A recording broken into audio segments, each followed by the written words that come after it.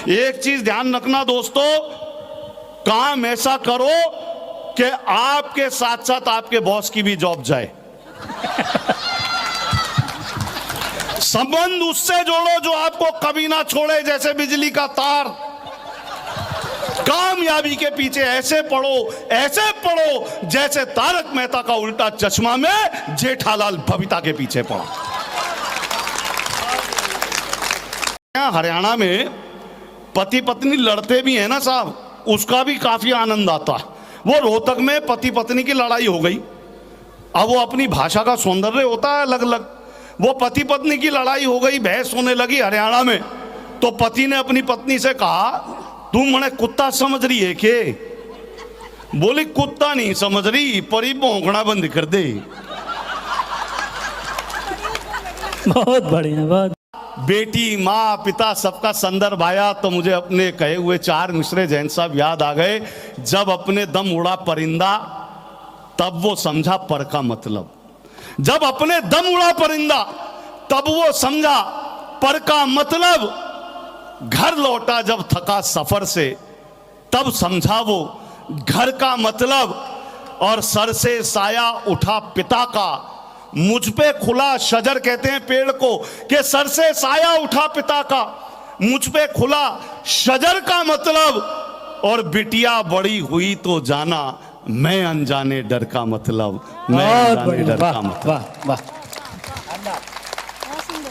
रामायण में एक पात्र था बाली। वो था इतना शक्तिशाली कि कोई भी उसके पास जब आता था तो उसका आधा बल बाली में चला जाता था। मैं भी जब अपनी पत्नी के सामने जाता हूं तो बहुत घबराता हूं। मेरा भी आधा बल न जाने किधर चला जाता है, पूरा शरीर थरथराता है। फिर मुझे ध्यान आता है कहीं ऐसा तो नहीं कि कलयुग में बाली ने घरवाली का रूप धर लिया हो। कहीं ऐसा तो नहीं कलयुग में बाली ने घरवाली का रूप धर लिया हो और ये अवतार मेरे ही घर लिया हो। फिर ध्यान आता है कि घरवाली पति का बल नहीं हरती, बल्कि हर विपरीत परिस्थिति में उसको बल देती है। नारी पूरे परिवार की समस्याओं का हल देती है, पूरे परिवार की समस्याओं का।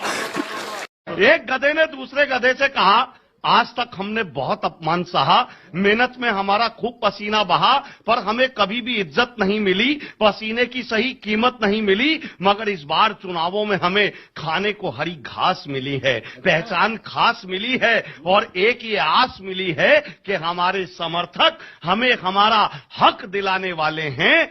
हम गधों के भी अच्छे दिन आने वाले हैं।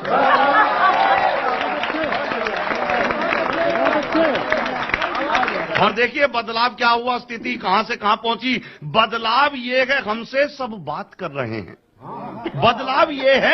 बदलाव ये है हमसे सब बात कर रहे हैं। चैनल के रिपोर्टर भी मुलाकात कर रहे हैं।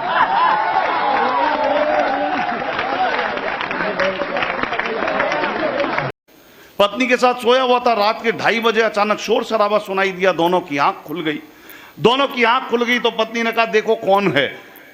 अब मैं बेमन आंख मलता हुआ गया, दरवाजा खोला, देखा कॉलोनी के कुछ मोजिज लोग खड़े हुए, महनीय लोग खड़े हुए, प्रधान, सेक्रेटरी वगैरह। मैंने कहा साहब रात के 2:30 बज रहे हैं, क्यों नींद खराब कर रहे हो? बोले दीपक जी थोड़ा सचेत रहना, सजग रहना। सूचना ये मिली है कॉलोनी के पानी के टैंक में किसी ने जहर मिला दिया है। मैंने उनकी बात सुनी, वापिस आया। पत्नी ने पूछा कौन था? मैंने कहा शराब पी के बेवड़े हल्ला कर रहे हैं, तू तो पानी पी के चुपचाप सो जा।